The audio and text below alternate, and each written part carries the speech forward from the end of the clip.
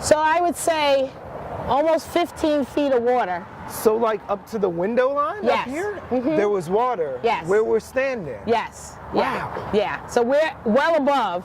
So wait, our van is parked here. Your van was underwater. Like a minivan length up to here. Yeah, matter of fact, my neighbor had a van the same exact size in his yard, and he floated over it. Right. Over this. The van floated. No, not the van. Oh, He did. He floated over his van because he got stuck outside.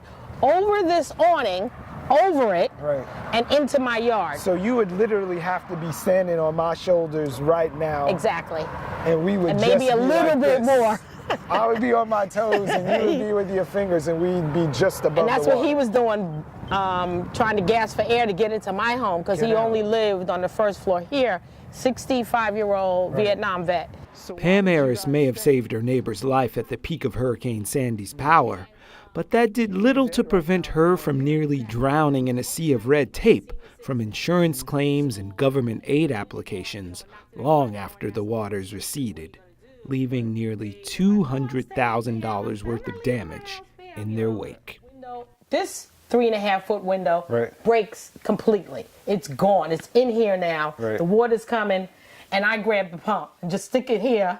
And I go, well, where am I going to put the water? So we open the door. Right. When we open the door, I look up the block and see the water coming This way. this way. So this is when we explain that you are in a very unique position right now. Back here, Yeah. you've got the ocean. Yeah.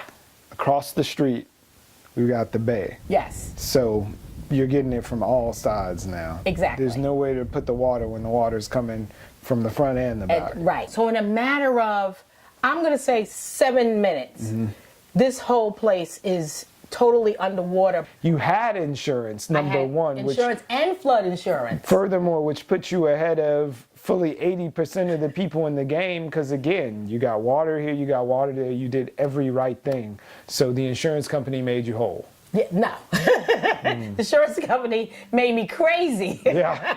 So when the assessors come in, they're, they're happy and they go lucky and they're ready to do their assessment.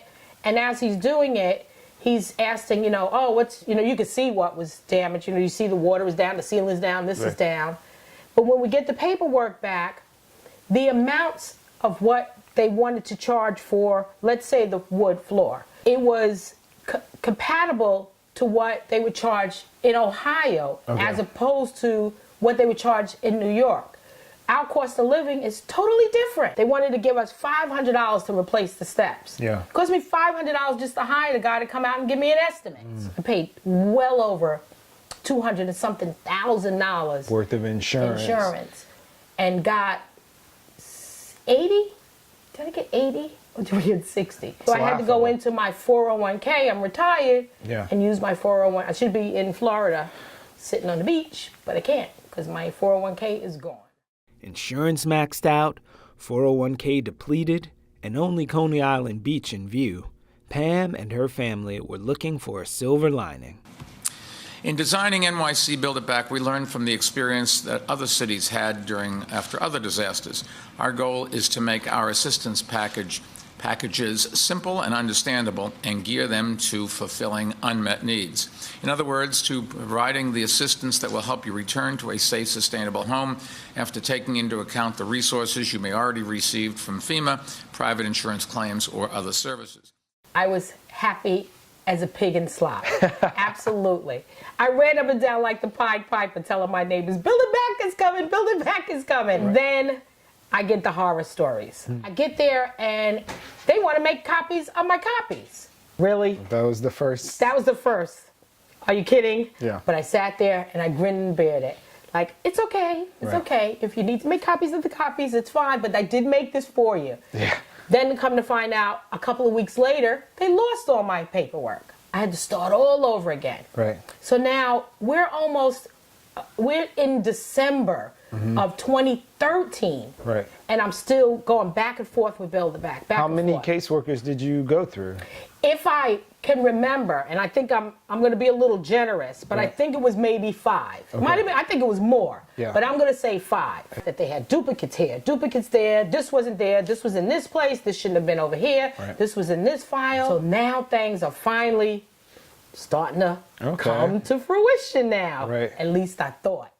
That promise of progress came in the form of an on-site assessment from a Build It Back contractor and a brand new furnace.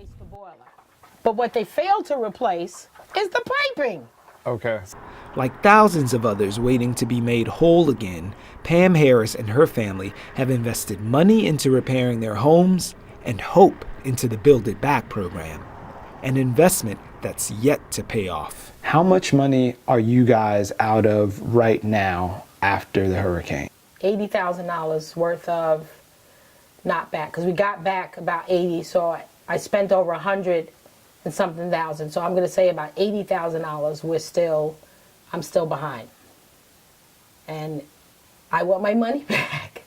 I just wanna breathe. It's just the simplest thing. That's all I want to do is just breathe again.